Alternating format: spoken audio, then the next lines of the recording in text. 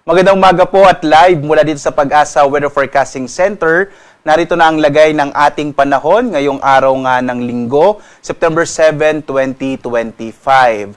Sa latest na inilabas po ng mga thunderstorm advisories sa iba't ibang mga lugar sa ating bansa, makikita po natin as of 3 a.m., 3:10 a.m., ay may mga thunderstorm advisories tayo, particular na sa may bahagi ng Negros Island Region, Central Visayas, Zamboanga Peninsula, at sa may silangang bahagi ng Mindanao, yung Caraga at Davao Region. Muli po, maaari po tayong bumisita dito sa panahon.gov.ph para makita natin yung mga latest thunderstorm advisories, rainfall information, general flood advisories, at mga heavy rainfall warnings na inilalabas sa ating buong bansa. So makikita nyo po yung kompleto at updated na mga advisories and warnings kapag pumunta po kayo sa panahon.gov.ph.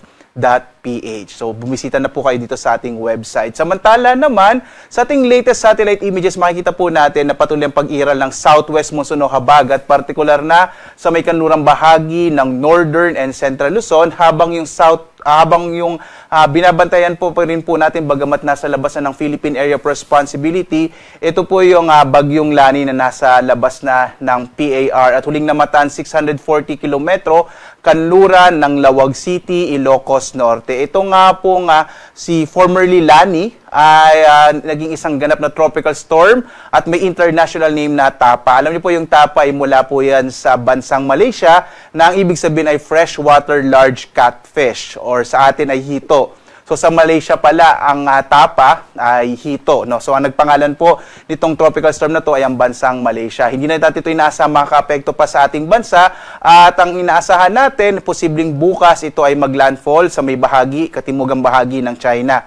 Makikita naman natin, malaking bahagi ng ating bansa, bagamat may southwest monsoon pa rin, generally po, fair weather or mga isolated rain showers and thunderstorm ang mararanasan sa malaking bahagi ng ating kapuluan. At maliban nga dito sa bagyong si Tapa, dati po ay si Lani, ay wala tayong minomonitor na anumang low pressure area sa loob ng Philippine Area of Responsibility at maging sa labas. Posible nga po ngayong linggo, malit yung chance na magkaroon tayo ng bagyo.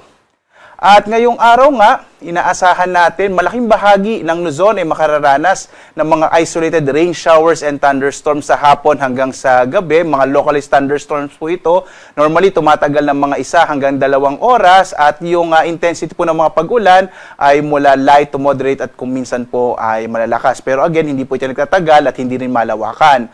Ang agwat ng temperatura natin sa Lawag, 24 to 32 degrees Celsius. Dito sa Baguio, nasa 16 to 21 degrees Celsius. Sa Tuguegarao naman, 25 to 33 degrees Celsius. Sa Metro Manila, 24 to 31 degrees Celsius. Sa bahagi naman Tagaytay, 22 to 29 degrees Celsius. Habang sa Legazpi ay 25 to 31 degrees Celsius.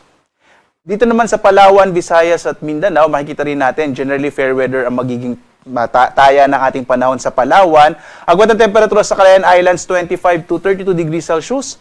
Sa Puerto Princesa naman, 25 to 32 degrees Celsius.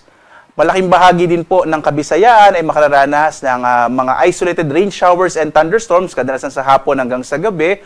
Agwat ng temperatura natin sa Iloilo, 24 to 33 degrees Celsius. Sa Cebu naman, 24 to 32 degrees Celsius. Habang sa Tacloban, 27 to 32 degrees Celsius.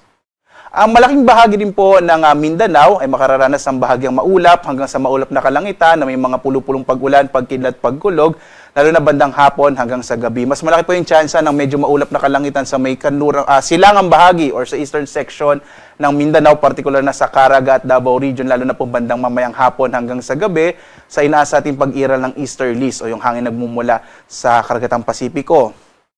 Agwat ng temperatura sa Zamboanga, 24 to 32 degrees Celsius. Sa Cagayan de Oro naman, 24 to 31 degrees Celsius. Habang sa Davao, 25 to 32 degrees Celsius. At ngayong araw nga po, wala pa rin tayong nakataas na gale warning, banayad hanggang sa katamtaman ng inaasahang magiging lagay ng ating karagatan. Maaaring pumalaot yung mga sakyang pandag at mga bangka sa mga baybayin ng ating bansa. Bagamat mag-ingat pa rin po kung minsan kapag may mga thunderstorms, nagpapalakas ito ng alon ng ating karagatan.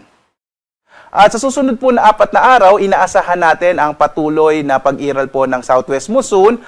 Bukas naman, maaring umiral itong easterlies na siyang magdadala ng maulap na kalangitan na may kalat-kalat na mga pag-ulan.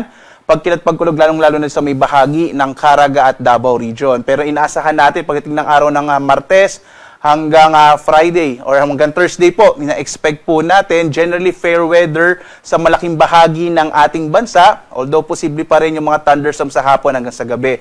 This week, ina-expect po natin medyo hihina itong hanging habagat at dahil doon, inaasahan po natin na generally fair weather sa malaking bahagi ng ating kapuluan, lalo na sa may area ng Luzon at Visayas. Posibleng umiral yung easterlies or pwede rin po yung intertropical convergence zone, maring magdala ito na mas malaking tsansa ng mga pag-ulan sa may bahagi ng Mindanao. Muli po, no, i-update pa rin natin itong ating weather outlook sa mga susunod na araw. At kagaya ng binanggit ko kanina, malit yung tsansa magkaroon tayo ng bagyo, at least for this week, base sa pinakahuling datos na ating nakalap. Samantala, ang ating araw ay sisikat mamayang 5:44 na umaga at lulubog, ganap na 6:04 ng gabi. At sundan pa rin tayo sa ating iba't ibang mga social media platforms sa X, sa Facebook, sa YouTube at sa ating dalawang websites, pag-asa.doc.gov.ph at sa panahon.gov.ph. At live na nagbibigay update mula dito sa Pag-asa Weather Forecasting Center. Ako naman si Obet Badrina. Maghanda po tayo lagi para sa ligtas na Pilipinas. Maraming salamat po at blessed Sunday sa inyong lahat.